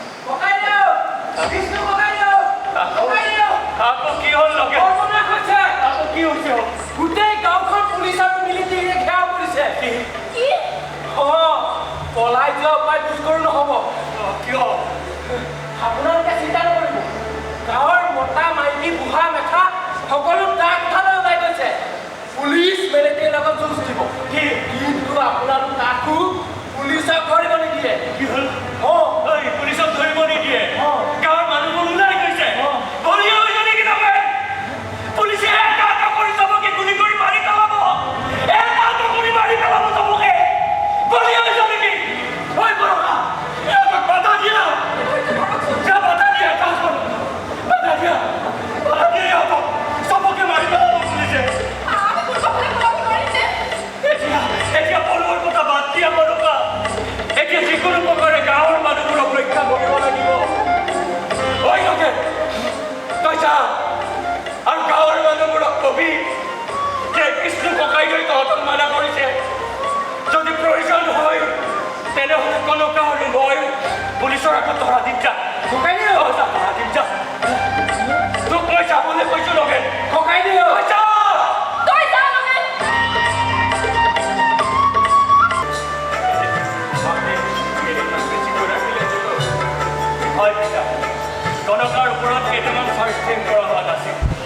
সেইকাৰণে কনকাক পুলিচে সোনকালে এৰি দিলে। কি কষ্ট হ'ব আৰু লগৰ সমনীয়াৰ লগত জেলত ফ্ৰী খানা খাইছোঁ, কবিতা লিখিছোঁ, ফুটবল খেলিছোঁ, কত কি যে কাম কৰিলোঁ, কি কষ্ট হ'ব এই কনকা। মই জানো পৃথিৱীৰ যিকোনো ঠাইতে যিকোনো মুহূৰ্ততে আপুনি থাকিব পাৰিব। মানুহৰ দৰে থাকিম আৰু মাটিৰ মানুহ, মাটিতেই থাকিম। পিতাই কিবা এটা কৈছিলে, এতিয়া কৈছে কি কৰিম বুলি। চাওঁচোন পিতাই আকৌ নতুনকৈ ক'ৰ পৰা আৰম্ভ কৰিব পাৰে। চোৱা, মানুহৰ আস্থা এতিয়াও তোমাৰ ওপৰত আছে, কিন্তু তোমাৰ এখন সংসাৰো আছে। তাই আৰু এনেদৰে সৰুকৈ কিমান দিন ঘূৰি ফুৰিব। জানো পিতাই, যেতিয়া আমাক পুলিচে গ্ৰেপ্তাৰ কৰিবলৈ আহিছিল, গাঁৱৰ হাজাৰ মানুহে পুলিচৰ সৈতে যুঁজ কৰিব বিচাৰিছিল। তেওঁ বাধা দিলে বাবেহে। আৰু যেতিয়া আমাক পুলিচে ধৰি লৈ গৈছিল, বাটত হাজাৰ হাজাৰ মানুহে চাইছিল, আমাৰ হৈ জয়ধ্বনি দিছিল। চাওকচোন পিতাই, সেই মানুহবোৰৰ মৰম স্নেহক মই কেনেকৈ অপেক্ষা কৰোঁ বাৰু। চোৱা, তোমাক মই সংগঠন কৰিবলৈ মানা কৰা নাই, সংগঠনৰ কাম কৰিবা, কিন্তু তাৰ আগতে ঘৰখনো শান্তিত লগোৱা। নিজৰ বুলিবলৈ ঘৰ এখনতো লাগে। এনেকৈ পিতাই ঘৰত আৰু কিমান দিন ঠিকেই ক'লা, ঠিকেই কৈছা। পিতাই যদি নাথাকিলেহেঁতেন তেতিয়াহ'লে আমি কেতিয়াবা পাৰ্টিৰ অফিচত, কেতিয়াবা পিতাই ঘৰত এনেকৈ থাকিব লাগিলেহেঁতেন। নহ'লে আমি এটা কামেই কৰিব পাৰোঁ, আমি আমাৰ তেজপুৰৰ ঘৰখনলৈকে যাওঁগৈ ব'লক। আমি দেখোন তেজপুৰৰ ঘৰখনেই ধুনীয়া কৰি ল'ব পাৰোঁ কনকা। তাকে কৰোঁ ব'লা। পিতাই, আমি নহ'লে তেজপুৰলৈকে যাওঁ দিয়ক। ঠিক আছে, ঠিক আছে। মাটি বাৰীবোৰ চাই চিতি শান্তিত লগোৱা, পাছে পৰে আকৌ পাৰ্টিৰ কাম কৰিবা। হ'ব দিয়ক পিতাই, আমি কালিলৈকে যাওঁ।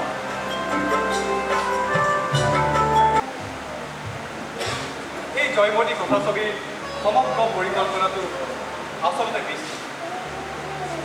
কলিকতাত থকা দিনতে বিষ্ণুৱে এটা চিনেমা মুভি দিছিল। তেতিয়া চাৰিজনেই কলেজীয়া দেখা, না আছে ধন, না অভিজ্ঞতা।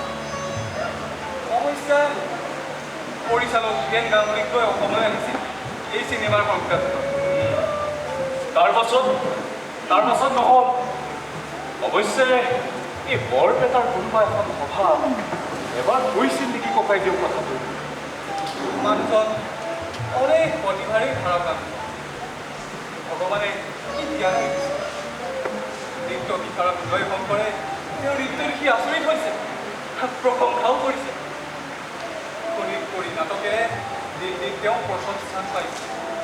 কি অপূৰ্ব অভিনয় আছে। আৰু মনোমতীত কৰিছিল তেওঁ নৃত্য পৰিচালনা। ফুটবল, ক্ৰিকেট এই দুয়োটাতে সি পাৰ্গত আছিল। প্ৰথম স্থানত আছিল সি আমাৰ কেপ্টেইন আছিল ককাইদেউ।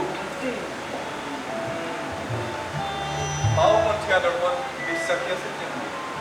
সেয়েহে সংগঠন কৰি কেইবাবাৰ জেলো খাটিছিল। বৰ সুন্দৰ বক্তৃতা দিছিল তেওঁ, আৰু তথ্যপূৰ্ণ প্ৰবন্ধও লিখে। কিন্তু ককাইদেউ সি এটা কথাতে পিছপৰা। কি কথা? সেই ধন ঘটা। তাৰমানে আমি বৰপেটা ব্যৱসায়ৰ কাম আৰম্ভ কৰিলোঁ, সকলো শেষ কৰিলোঁ। তাৰপাছত তেজপুৰত কাগজে কলমে সকলো ঠিকেই থাকে, কিন্তু বুঢ়কতহে শূন্য, দেউলীয়া। হয়, লক্ষী আৰু সৰস্বতী একেলগে নাথাকে বুলি কয়। ঠিক কৈছে ককাইদেউ। মানুহজন এজন প্ৰকৃত শিল্পী।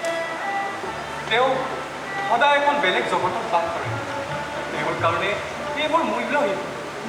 কিন্তু ককাইদেউ, এই নিষ্পেষিত শোষিত মানুহৰ দুখ কষ্ট তাৰ বাবে বৰ ডাঙৰ কথা। সিহঁতৰ দুখ তাৰ নিজৰ পৰিয়ালতকৈ বেছি গুৰুত্বপূৰ্ণ ককাইদেউ। গতিকে মানুহে মানুহক কিমান ভাল পালে এনে কাম কৰিব পাৰে এবাৰ ভাবি চোৱাচোন। পিছে ঠিক আছে, এতিয়া আমি আমাৰ কাম কৰোঁ। কামবোৰ কৰি আছো নহয়।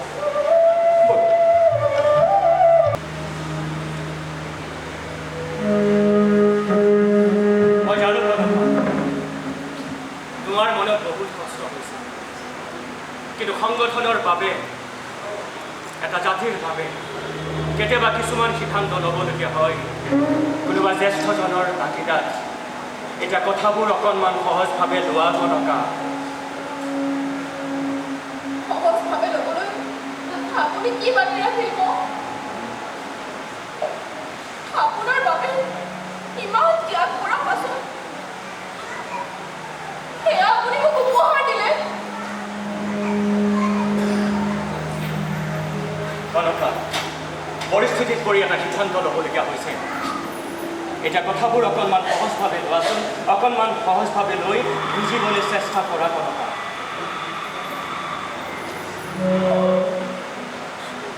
কোন বিবাহিত নাৰীয়ে নিজৰ সতিনীৰ আগমন সহজভাৱে ল'ব পাৰিব? কওক আপুনি। মই যদি আপোনাৰ অনুপস্থিতিত এজন বেলেগ পুৰুষক বিয়া কৰোঁ, আপুনি সহ্য কৰিব পাৰিব? কনকা, আমাৰ সমাজত তেনেকুৱা প্ৰথা নাই কনকা, কিন্তু প্ৰয়োজন সাপেক্ষে আমি যিকোনো এটা সিদ্ধান্ত লোৱাৰ দৃষ্টান্ত আছে। আপোনাৰ বাবে কিমান ত্যাগ কৰিলোঁ। পলাই সংগঠন কৰোঁতে মই আপোনাৰ কাষে কাষে আছিলোঁ, কম কষ্ট কৰা নাছিলোঁ। সেইবাবেই তোমাৰ প্ৰতি মোৰ মৰম আহিছিল কনকা। তেজপুৰলৈ আহি বলিদাৰ সৈতে নাটক থিয়েটাৰ কৰি ঘূৰি ফুৰিছিল। এই ঘৰখন মই অকলে চম্ভালিছিলোঁ, দুটা ল'ৰাৰ সৈতে।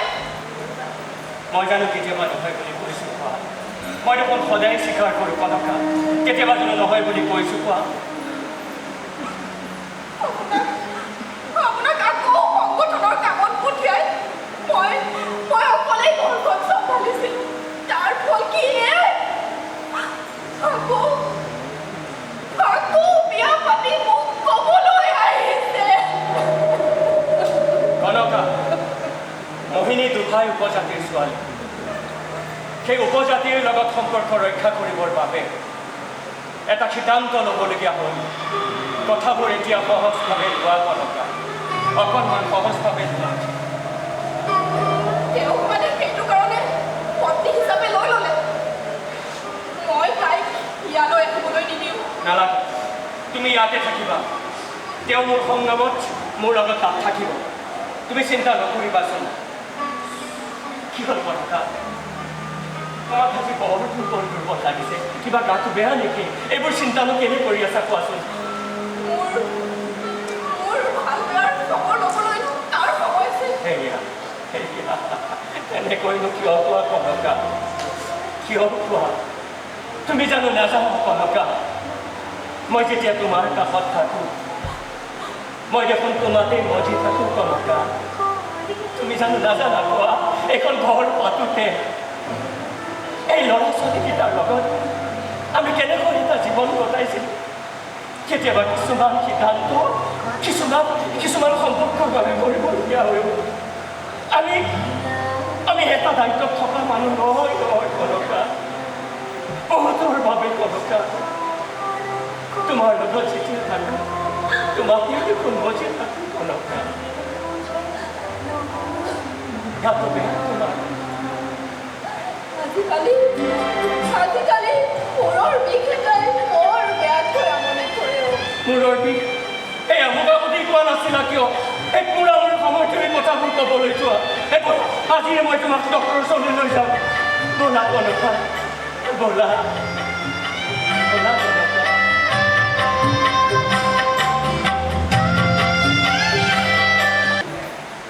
মোৰ পত্নী কনকলতাৰ, সংগ্ৰামী কনকলতাৰ মৃত্যুৰ জিয়া ঘা নাই। ব্ৰেইন টিউমাৰত আক্ৰান্ত কনকলতাৰ মৃত্যু হোৱা আজি কেইটামান মাহ হওঁতে মোক ঘৰৰ পৰা হাতত হেণ্ডকাপ লগাই খোজ কৰাই আনিছে এই তেজপুৰ চহৰৰ মাজেৰে।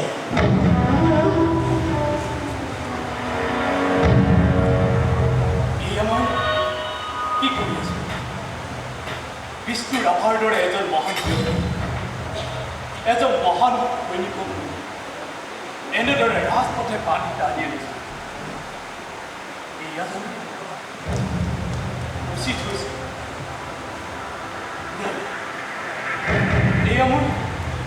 এয়া মোৰ ভুল হৈছে, কিন্তু কৰিম কি? এয়া ওপৰৰ কাৰখানা চীনা সৈন্যই দেশ আক্ৰমণ কৰিছে তাত বিষ্ণুৰ আহ্বান গতিকে কোন সময়ত কৰি দিয়ে এক কঠিন কাম ইয়াত মই বেছি সময় ৰৈ থাকিলে মানুহে বেছি হুলস্থুল কৰাৰ আগতেই বিষ্ণুৰ আভাক খানা বোৱা হ'ব লাগিব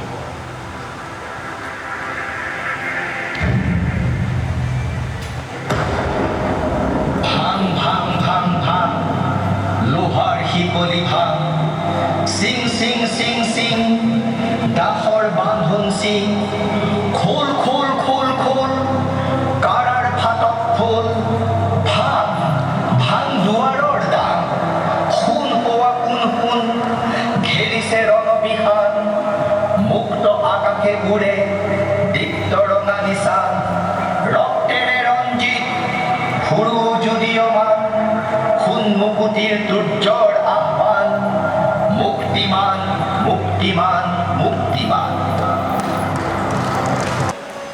চামচোন তেজপুৰৰ মানুহেলৈ বিষ্ণুৰ আভাক কিমান ভাল পায় কিয় আজি 2 বছৰকৈ সিহঁতৰ তাৰ পাছতো জানো গম পোৱা নাই এই অসমৰ মানুহেতো খুব ভাল পায় আচল কথা কি জানো তইতো জানই মই আচলতে এই পৰিস্থিতিটো সলনি হোৱাটো বিচাৰিছিলোঁ জানো সেইকাৰণে হাতত তুলি লৈছিলোঁ পিষ্টল কাৰণ মই বাওঁপন্থী আদৰ্শক বাদ দিব নোৱাৰোঁ দল ভাঙি থান বান হৈ গ'ল তইতো জানই শেষত সংসদীয় গণতন্ত্ৰৰ ওপৰত বিশ্বাস ৰাখিবলৈ বাধ্য হ'লি ভাবিল আমাৰ দৰে ক্ৰমীবোৰক শেষত এনেকুৱাই দশা হয় নেকি মোৰ বহুত কষ্ট কেতিয়া হৈছিল জানো মোক যেতিয়া তেজপুৰৰ মাজ মজিয়াই দি সেই পুলিচ এটাই চুচৰাই লৈ গৈছিল তেতিয়া বৰ কষ্ট পাইছিলোঁ জানো তাতোতকৈ বেছি কষ্ট পাইছিলোঁ যেতিয়া কনকৰ মৃত্যু হৈছিল ভাবিছিলোঁ আমাৰ দৰে সাধাৰণ কৰ্মীবোৰৰ শেষত এনেকুৱাই দশা হয় নেকি বিষ্ণু নকবি আৰু সেইবোৰ কথা নকবি মাত্ৰ 3য় শ্ৰেণীৰ এটা ৰেলৰ টিকট কাটি দি তোক গহপুৰৰ পৰা অসমলৈ পঠিয়ালে কাৰণ তই যে দেশপ্ৰেমী কমিউনিষ্ট বুজিলোঁ এইখন দেশত যদি মাত মাতিব লাগে যদি গণতন্ত্ৰৰ হৈ চিঞৰিব লাগে তেনেহ'লে বিধানসভাৰ মজিয়াত বহি উচ্চ কণ্ঠেৰে মাত মাতিব লাগিব ফণি সেয়াই বুজি পাম ঠিকেই আছে বিষ্ণু বহু কংগ্ৰেছীয়েও তোক সহায় কৰিব আৰু এই ব্যৱসায়ীসকলেও সহায় কৰিব আৰু বিষ্ণু এই অসমীয়া মানুহৰ ভোট তই পাবি বিষ্ণু পাবি ইমানবোৰ কথা ভাবি থকা নাই ফণি ধৰি ল মই এই যুঁজত হাৰি গ'লোঁ কিন্তু তথাপিও মোৰ এই জগতখনটো আছেই আকৌ কবিতা লিখিম নাটক লিখিম সুৰ কৰিম গীত লিখিম সভাপতি হ'ম এই চলি যাব দে বিষ্ণু তোক এটা কথা কওঁ কচোন এটা সঁচা কথা কওঁ তোক আজি ফণি দৰে মানুহ এই দ্বিতীয়টো নোলাব বিষ্ণু নোলাব সম্পূৰ্ণ নহয় কিছু সময় মানুহৰ পৰা আঁতৰি থাকিবলৈ মন গৈছে নেকি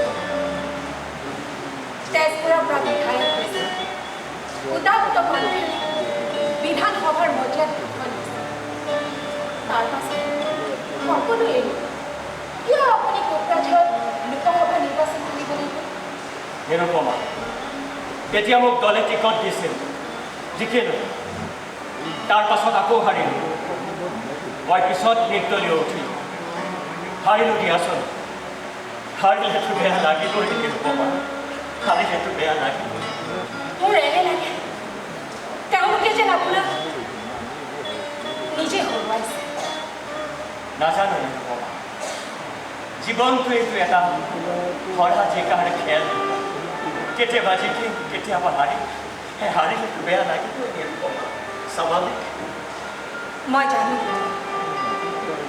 মই আপোনাক যিমান বুজো যিমান চিনি পাওঁ যিমান কোনোবাই জানিনে নাজানে মই নাজানো কিন্তু মই জানো আপোনাৰ মাজত থকা সেই বিপ্লৱী চেতনাৰ কথা মানুহৰ প্ৰতি থকা আপোনাৰ মন আপোনাৰ মাজত লুকাই থকা সেই শিল্পী সত্তাটোক মই বুজি পাওঁ, চিনি পাওঁ। মই জানো নিৰুপমা, তুমি এই যাযাবৰী মানুহটো যিমান বুজি পোৱা সিমান আচলতে কোনেও বুজিব নোৱাৰে জানা নিৰুপমা, কোনেও বুজিব নোৱাৰে। সেইকাৰণে কেতিয়াবা বৰ অকলশৰীয়া হৈ গ'লে কিছু পল তোমাৰ কাষলৈ আহোঁ। আপোনাৰ দৰে শিল্পী এজনৰ জন্ম এবাৰ অসমবাসীৰ ভাগ্য যে আপোনাৰ দৰে শিল্পী এজন অসমত জন্ম হৈছে। এদিন অসমীয়াই আপোনাক লৈ গৌৰৱ কৰিব গুৰুদেৱ, গৌৰৱ কৰিব। মোৰ সৃষ্টি, মোৰ সকলো মোৰ সমাজৰ কাৰণে নিৰুপমা, সেই গৌৰৱ সমাজৰ নিৰুপমা।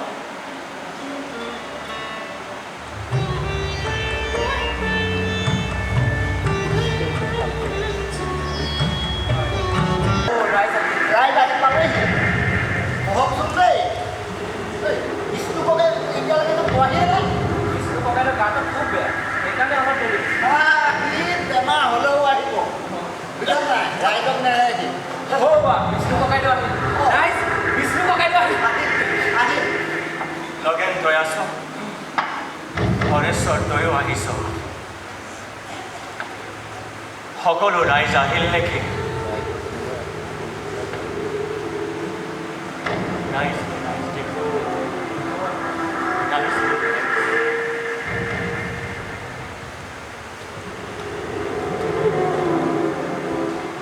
মোৰ অতি স্নেহৰ, মোৰ পৰম পূজ্যপদ ইয়াত উপস্থিত প্ৰত্যেকগৰাকী দৰ্শকলৈ মই সশ্ৰদ্ধ প্ৰণিপাত জনাইছোঁ। মই জানো আপোনালোকে আজি বহু আশা, বহু সপোন লৈ ইয়াত গোট খাইছে এবাৰ বিষ্ণু ৰাভাক চাম বুলি। মই জানো, কিন্তু আমি এনেদৰে হাতত হাত থৈ বহি থাকিলে জানো হ'ব ৰাইজ? এনেকে জানো বহি থাকিলে হ'ব? আমি এটা কথা মনত ৰাখিব লাগিব ৰাইজ, যিকোনো এটা সৃষ্টিৰ বাবে, যিকোনো এটা জন্মৰ বাবে এটা ধুমুহাৰ প্ৰয়োজন, এটা ধুমুহাৰ। যি ধুমুহা হ'ব পাৰে এটা কণ্ঠ, এটা সৃষ্টি, এটা গীত, এটা কবিতা বা আপোনালোকৰ দৰে অজস্ৰজনৰ এটা প্ৰতিবাদী কণ্ঠ। সেইবাবে আমি সকলো আজি ইয়াত সমবেত হৈছোঁ ৰাইজ। মই নাজানো ৰাইজ, আৰু কিমান দিন এই বিষ্ণু ৰাভাই মোৰ জীৱনত নাটৰ শেষ গীতটোৰ ঘৰমান তাল কেতিয়া গাম মই নাজানো ৰাইজ। জীৱনৰ বহু সময় ৰ'দ বৰষুণ কাটি কৰি বহুতো সিদ্ধান্ত ল'বলগীয়া হয়, কিন্তু তথাপিও আমাৰ প্ৰতিটো সৃষ্টি আপোনালোকৰ সকলৰ বাবে। মই কোনো নেতা হ'বৰ বাবে ইয়াত অভিনয় কৰা নাই, মনত ৰাখিব ৰাইজ। মাত্ৰ এখন সমাজ একত্ৰিত কৰিবৰ বাবে আমি সকলোৱে বহু কষ্ট কৰিছোঁ ৰাইজ। মাত্ৰ আমি একেশ্বৰে প্ৰত্যেকজন ব্যক্তিয়ে আমি শপত লোৱা হওক, আমি আকৌ একেলগে এখন নতুন সমাজ পৰিৱৰ্তন কৰিমে। আমি এখন সমাজ এখন সমাজ পৰিৱৰ্তন কৰিমেই ৰাইজ।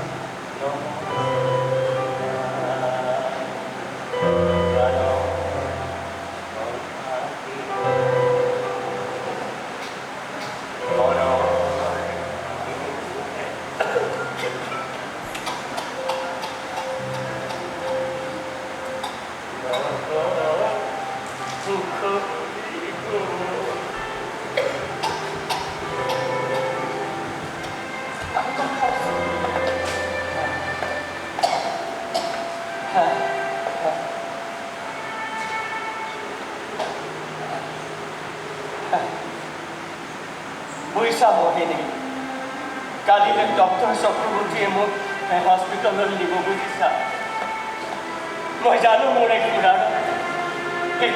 সৰুতে বাট আনিছে মই জানো ভাবিছিলোঁ এনেকৈ কৈ যাম মোহিনী মোৰ চিকিৎসা কৰিবলৈ ক'তনো ইমান টকা পইচা পাম শেষত যেনিবা চৰকাৰে বিধায়ক হিচাপে চকুটো মেলি চালে সকলো খৰচ আমাৰ চৰকাৰে বহন কৰিব খুজিছা আপুনি ভাবিবৰে মানুহ নহয় ইমান চিন্তা নকৰিবচোন আপুনি ভাল হৈ আকৌ আগৰ দৰে হ'ব মই পাৰিম জানো মোহিনী আগৰ দৰে সেই ঔৰংজেবৰ সেই অভিনয় কৰিব পাৰিম জানো মোহিনী মই জানো পাৰিম ঘণ্টা যদি ঘণ্টা মন্ত্ৰমুগ্ধ হৈ থকাকৈ বক্তৃতা দিবলৈ মই জানো পাৰিম আকৌ তাণ্ডৱ নৃত্য কৰিবলৈ মোহিনী মই জানো পাৰিম কোৱা পাৰিব কিয় নোৱাৰিব বম্বেত সকলো ঠিক হৈ যাব আৰু তাৰ পাছত আকৌ আগৰ জীৱন মৃত্যুলৈ মোৰ ভয় নাই মোহিনী ভয় নাই কিন্তু তিনিটাকৈ ল'ৰা ছোৱালী মোৰ অবিহনে তুমি কেনেকৈ চলিবা মোহিনী এইবোৰ অমূল্য কথা নক'বচোন আপুনি ভাল হ'বই বিশ্বাস কথা মোহিনী জীৱনটোত আচলতে পোৱা নোপোৱাৰ হিচাপ কৰাই নহয় জানো বুজিয়েই নাপালো কি পালো কি হেৰুৱালো কি নাপালো মোহিনী আপুনি এইবোৰ কথা নাভাবিব কোনো কিবা এটা ভাল হৈ থাককগৈ কালিলৈ আপুনি ৰেলগাড়ী আছে নহয় কোনো ল'ৰা ছোৱালী কেইটা তুমি চাবা মোহিনী আপুনি এইবোৰ কথা নাভাবিবচোন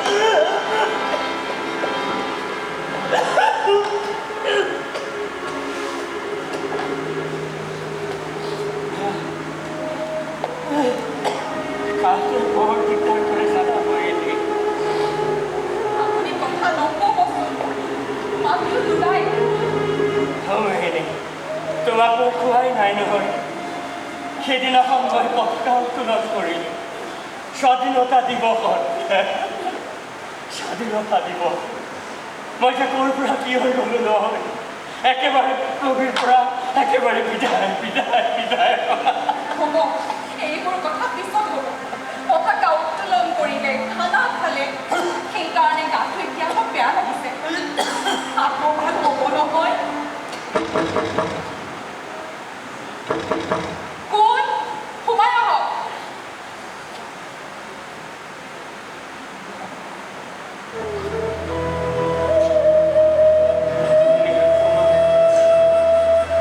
তুমি নিৰুপমা মোহিনী এওঁ নিৰুপমা মোহিনী জানো নিৰুপমাক মই নাজানিমনে বহাচোন বহা নিৰু বহাচোন এতিয়ানো তুমি মোক কি চাবলৈ আহিলা নিৰু চাবলৈ নহয় আপোনাক শুশ্ৰূষা কৰিবলৈহে আহিছে ভালেই কৰিলা দিয়া কালিলৈ ডক্টৰ চক্ৰৱৰ্তীয়ে মোক হস্পিটেললৈ নিম মোহিনী ঘৰখন এৰাটো টান তুমিয়ে মোৰ লগত হস্পিটেলত থাকি দিব পাৰিবা ঈশ্বৰৰ শপত আপুনি কথা নক'বচোন সকলো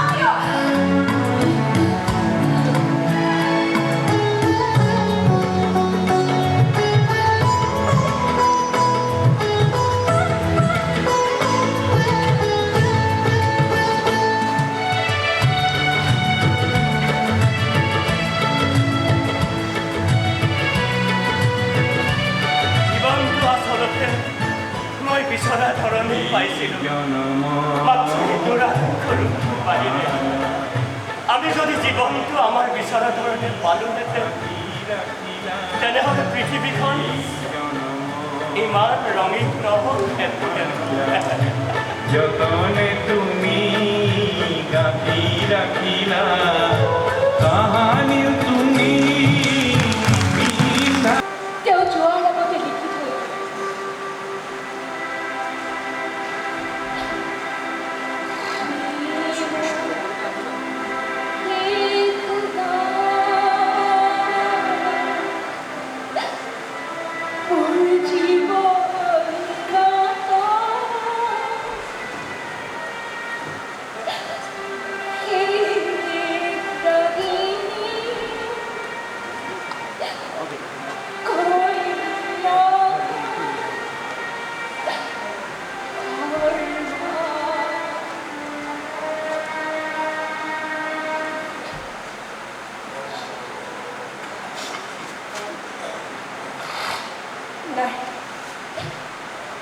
নাই মই নাজানো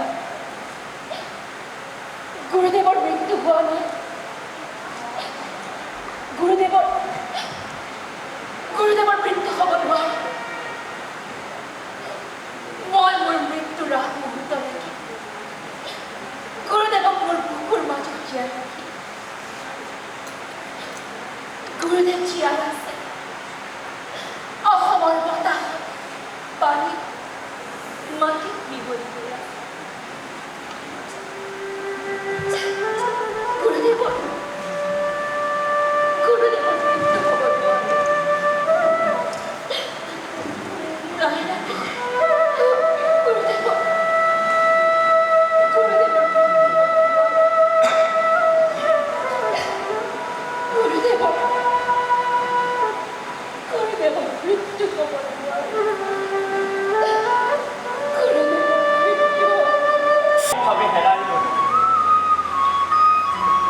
কিন্তু মোৰ আদৰ্শ মোৰ সংকল্প মোৰ চেতনা জীয়াই থাকিব অসমৰ মাটিত অসমীয়াৰ তেজত অসমীয়াৰ বুকুত মই জীয়াই থাকিম খেতিয়কৰ কামত নিবনুৱাৰ চকু পানীত বিপ্লৱীৰ তেজত মই নেহেৰাম মই কেতিয়াও নেহেৰাম কাৰণ মই যোদ্ধাৰ কেতিয়াও মৃত্যু নহয় কাৰণ মই বাক্যক্ষীৰ মই বিষ্ণু প্ৰসাদ